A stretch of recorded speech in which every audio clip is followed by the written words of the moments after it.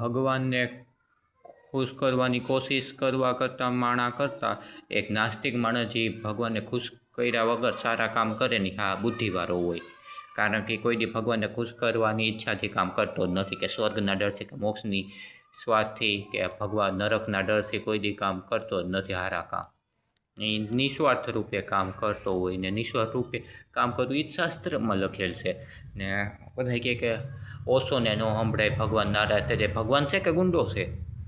ગુંડા હોય એવી રીતે નારાજ થાય કે ભગવાનની સેવા ન કરીએ તો.